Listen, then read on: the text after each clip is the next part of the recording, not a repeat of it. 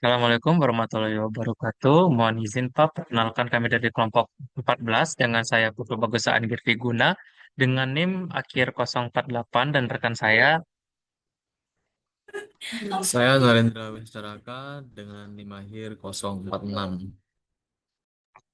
Pada kesempatan kali ini kami akan melakukan presentasi mengenai penelitian yang kami lakukan untuk proyek UAS. Yang pertama adalah pendahuluan penelitian, di mana ada latar belakang, di mana Super Vector Machine atau SVM merupakan metode klasifikasi yang kuat, terutama untuk data berdimensi tinggi. Namun, performanya sangat bergantung pada pemilihan parameter dan kualitas fitur. Untuk meningkatkan akurasi, pendekatan Hybrid Gradient Descent Gray Wolf Optimizer atau HGDGWO ini digunakan dengan menggabungkan kekuatan eksploitasi lokal gradient descent dan eksplorasi global Gray Wolf Optimizer. Jadi pada penelitian ini kami mengevaluasi efektivitas HGDGWO dalam optimalisasi parameter SVM dengan melakukan dua skenario ukuran data yang berbeda untuk dataset kecil dengan ukuran 768 data dan data besar dengan 2758 data untuk menilai konsistensi, akurasi, dan efisiensinya dalam menangani variasi ukuran data nyata. Untuk rumusan masalahnya antara lain, bagaimana kerja algoritma HGDGWO dalam mengoptimalisasikan parameter dan performa SVM pada dataset kecil dan juga dataset besar. Lalu, apakah terdapat perbedaan performa signifikan antara penerapan HGDGWO pada SVM dengan dataset kecil dan besar?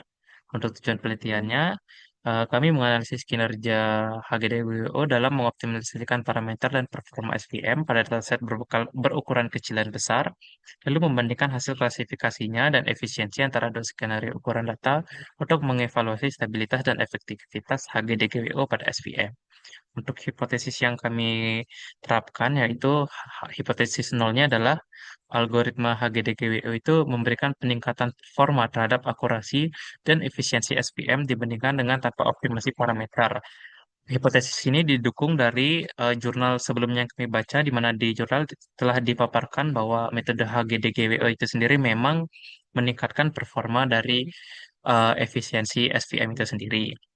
Sehingga untuk hipotesis alternatifnya adalah algoritma HGDGWO tidak memberikan peningkatan performa terhadap SVM.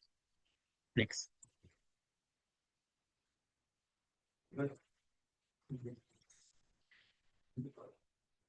Selanjutnya adalah metodologi penelitian yang kami gunakan. Di sini ada 6 metodologi penelitian, di mana yang pertama kami melakukan load dataset. Dataset yang kami gunakan itu dari dua sumber Kaggle, yaitu di Pima Indians dengan 768 data, dan juga John De Silva dengan 2000 data, yang nanti akan digabungkan dengan Pima Indians untuk sebagai data besarnya, dengan total data 2768 data.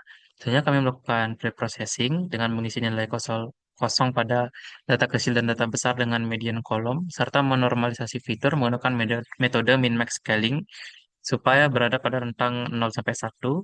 Kemudian kami melakukan parameter optimization dengan menggunakan metode HGDKWO pada kedua data besar dan data kecil untuk mengoptimalkan hyper parameter SVM.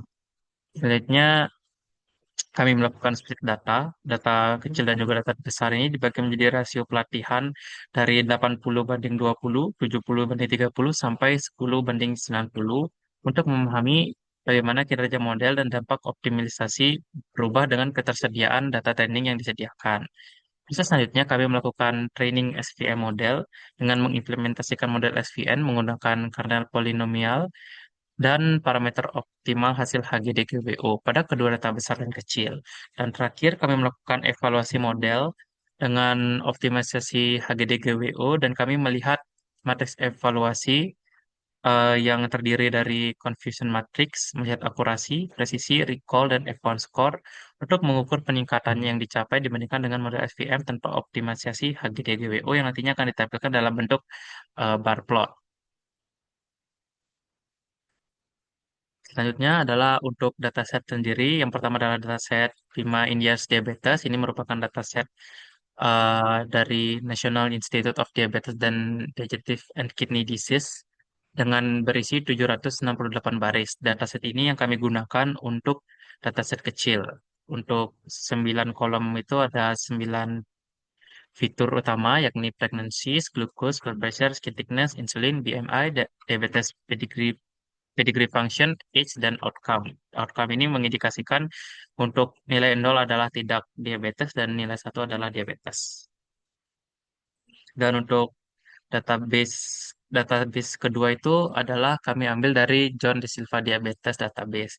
Untuk kolomnya itu sama, 9 kolom fitur, tapi yang membedakannya adalah dataset ini terdiri dari 2000 baris data, di mana untuk data besar sendiri adalah data John de Silva ini kita gabungkan dengan dataset sebelumnya, sehingga totalnya tadi di angka 2700-an.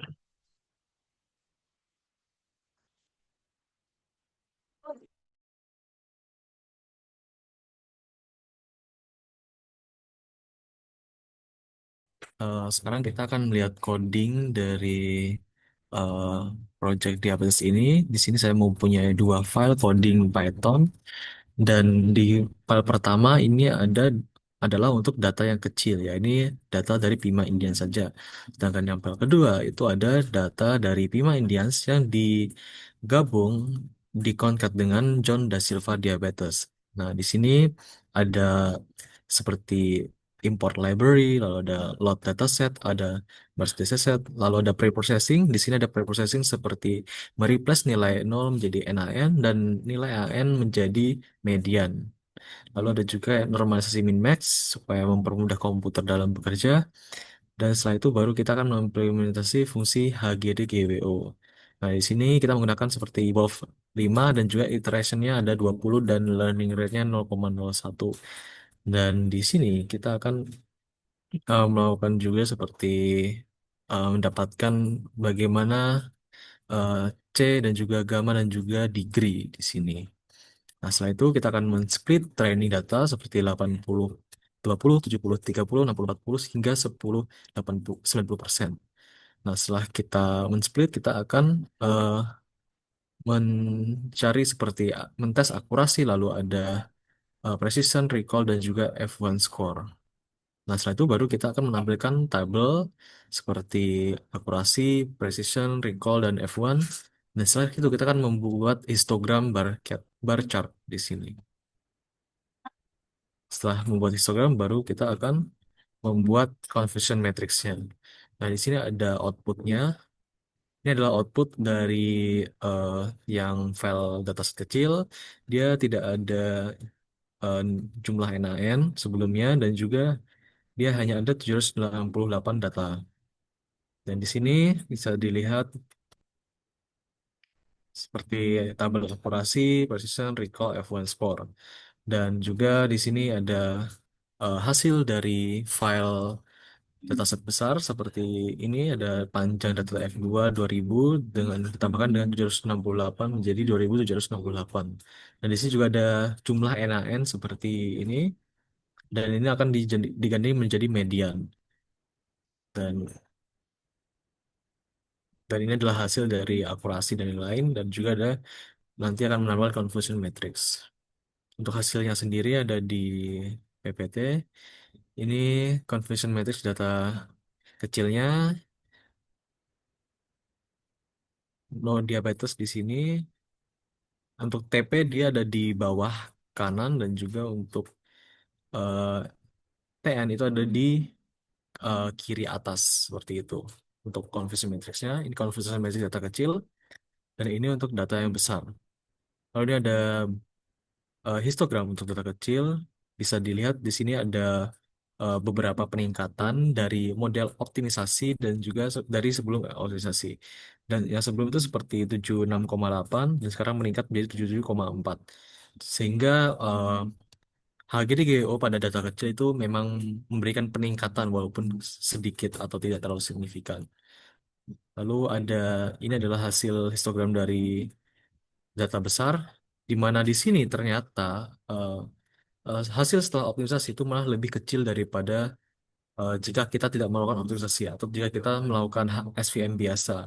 Di sini ada penurunan seperti dari 80 menjadi 77, lalu ada 79 menjadi 77, sehingga eh, HGDG kemungkinan tidak akan bagus untuk uji coba data set yang besar.